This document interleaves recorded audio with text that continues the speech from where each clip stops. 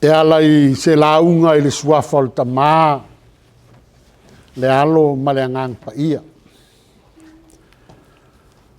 Au mafaufau pe o fea a fua mai ai pe a mata mai ai sa whamtalanga. Pe o te a mata mai le whenga ing tuai, ia pe o te a mata fo le whenga ing fau. Awa, e lua mea o lo tala noa, iai tusi whaitau le nei fo I tae au. Lea lea tātou whaasoa iai le suafa o le tamā le alo ma le angang pa ia. O le vaenga mua o te fia tala noa iai. O whaiva sa ili. O whaiva sa ili o le tina. A e sila mai tangtangai tusia sa tātou whaitauina. O loo nā tia I nā le mafutanga pe lea le tina malana tama. E leo whamatala ina ai sei tu pata maa. Au nai tala mai e le tusipa ia le tina malana tama. A e sila le tusi le sa tātou whaitauina mai le whenga ingu fōu. Whai upo e se fulma le 5 lae whapea. Ua latou au mai tama mea ia te ia. O le mea mauti noa o te fia whaailoa ia te oe. E le ai se tasi e mawhai o na ia a fisi ina se tamaititi. Po le pepe po le ale tu ai ngā matua wa o iai ai le I te ambale susu. Na le tina lava. O lona winga la, o laifai mai le tusipa ia, ua sau le tina ma lana pepe, po o lana tama. E ala la no whai atu o whaiva sa ili. Ono le mata whai oi le ale tina. O le taimi a e palasi mai ai tu lou le ngangana, pe whanau mai ai se alo ma se whanau, e tasi a le mawhauwhau o le tina, ia manuia lau tama. Ia malosi lau tama. Mai leo le tala. A vaai lo le tina I le tu whai utaia. E vaai lo le tina I se ao ao, ia po se tangata whai lotu, e au sulu lava ina ia, ta pāse wha manuianga, mai le nā au auna mō lana tama. E wha pe nā le ata le tupu I. Wai mai nā na waaia ia Iesu. Sau loi le atoa le tina malana tapa. Tama mea. Wai mai e mboe mai le tina ma afisi mai le tama e fia wha manuia mai ai le atua e ta ofi le tangata. O te manao ta te tala na noa ma wa ai. Po ai le nai ta ofia lau tama e anu I le atua. Po ai foi nai whalawe lave ia te oe e ta ofia oe le mboni o lau tama I a Iesu. Te ilo le tala I silin whanonoa. O le au so. Tane mea le au so o lai whai. Whai mai wa vavao e le au so o ta maiti. Ai sea, o tātou tū ia maanga. E a vela tātou whaaloalo ia Iesu maala whai mai, e le tāuan ta maiti. E le taulia ta maiti. Ai whai mai whetalainga Iesu, aua tau te vavao ia te ilatou. Tu mai ta maiti e o mai ia te au, a wai whapeio I latou, o e o I malo le langi. Lana no winga o lea whamtalanga. O le winga o le whamtalanga lea Iesu. O loo whamatala ai, le vā o le atua ma le tangata. Whai mai o le tina e a fisi lana tama na te langona ina le mawhanawhana o lana pepe I lona tino. O le mafutanga e whaingatā o na talepe. O leo te o te tusi nei ia. Whai mai o anga ia le tamaititi Sion tina.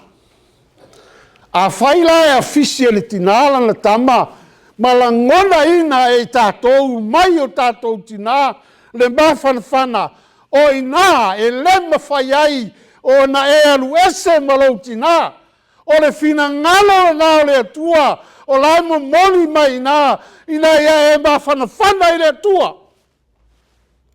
Pipi i le atua, ma futa i le atua, i taimi uma o lou soifua,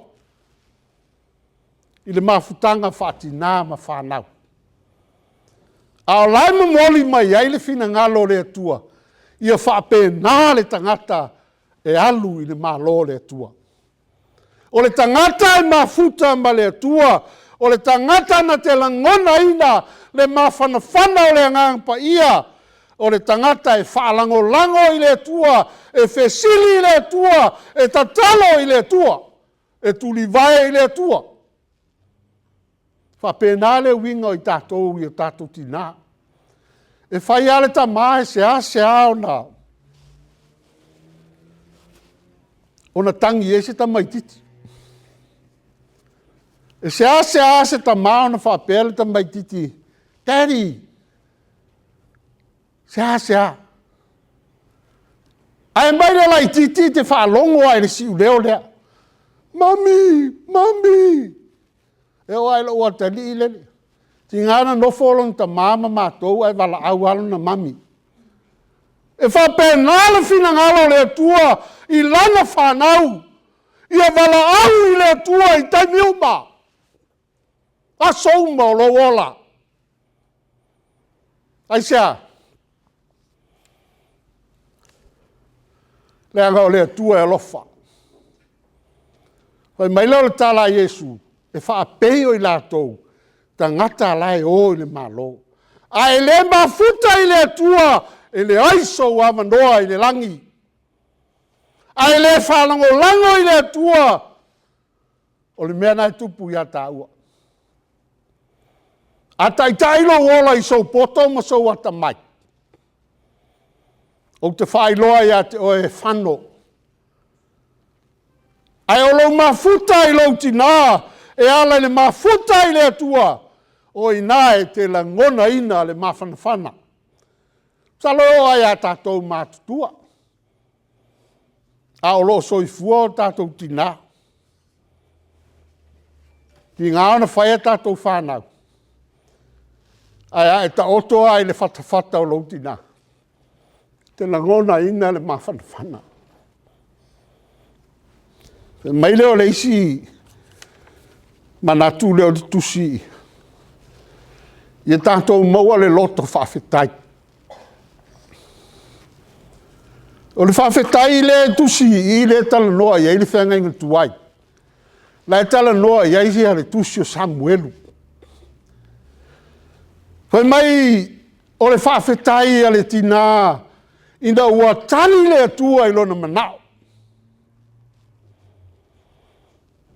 O le anganga o le vi inga e momoli mai le loto whawhetai le atua wa e au mai se tama. Whawhetai le atua wa e whaea ina au i lo maa. Le anga o le tala lea. De tu tau whamatala ina. A o le tala isa ili ngā māloa le tina ia hana.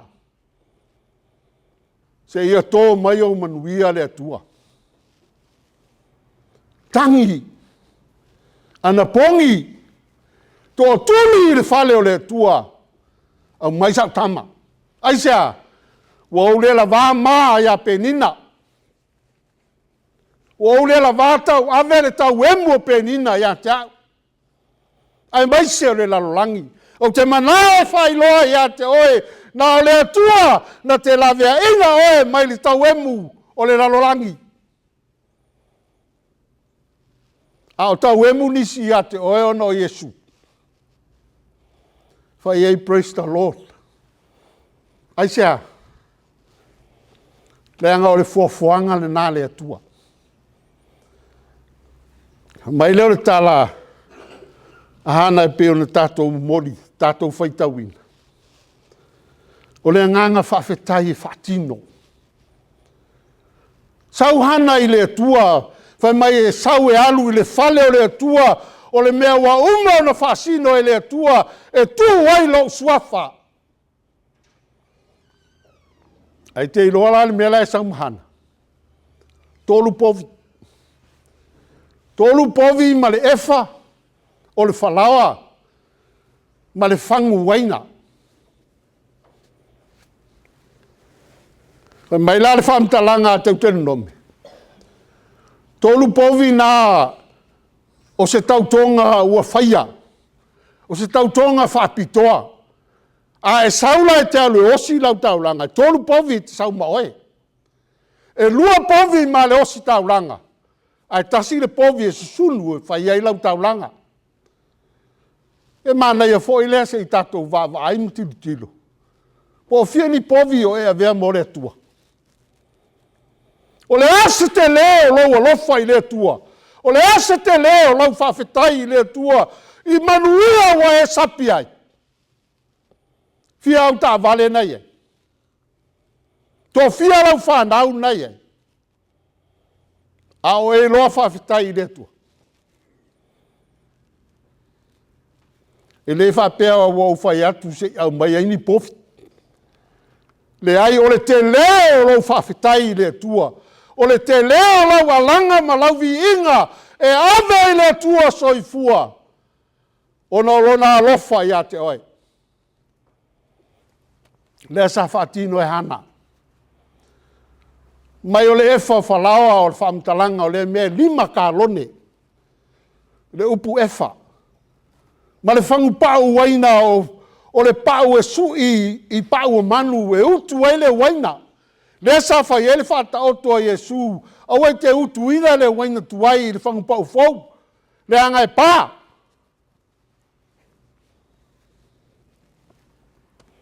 Ave i le atua. Lona winga. O la se mea te le ua e whaia mo le atua. E te whawhetaia i a teia.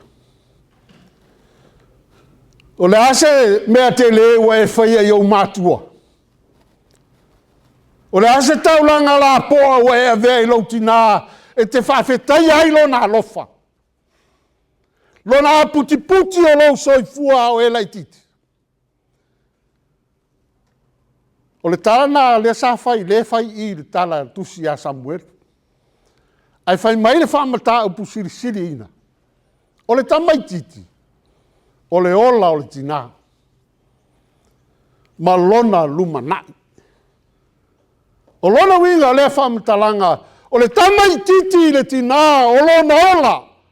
Ma lona lumanai po lona whamoe moe. Ai fai mai le whamatalanga ua ave i le tua. Tina mai tātou uma, a velo ola i le atua. O le wheaure nā mo i tātou le nei aso. E le ngata i whanau, a veo tau so i fua mo tātou ola i le atua. Whainga tāle no au whamitala ina e, o le tala le tusi a o le tamau lai titi. A o ina matua e reto e tea e se ate. E whapena se soifuanga o tātou. O lona winga o lea tala e ngata i le laititi. O na ofi lau tala i lo atari i ma lo a fine. Ai aoi na matua. Ia wa e whai atu ai tali mat. Ala e whai mai le tala le autu. Tai i le ri. O lona winga la whama tala i le whenga inga tuai. Lo wola ma lo lumanai ma lo whamoe moe. Mea uma lo ia te tātou. La lafo i le atua. Ave i le atua e pule i le atua. Whape naso tātou wola anga sala. Tātou no mai le palapala. Tātou o tangata whatau waa o tangata mata ngā. Ai whai mai le tala le tusi momoli ia Yesu. Lafo i le atua na te whafo wina lo soifua ma so wola. E ala i o tātou whaafetai le tua i le aso ma le aso. Aleluia ina rona anga le lei. Ua e mau ai se whanau ma o mau ai se atari. Ave la ia o tātou wola i le li. Tina, tautua nā ma oea tātou whanau. O tau o whalangolango manga o au tau whanau ma tātou whanau. Ia puti puti. Ave le li. Au ai te pole i le vavao o le ti apolo ia te oe. Au ai te pole whapea ua matua le tama. Whaile mea ua loto ia ia ua matua.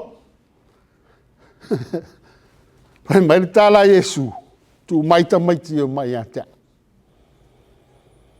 Tu ua tātou whanau i le tua. Lola winga le whamtalanga.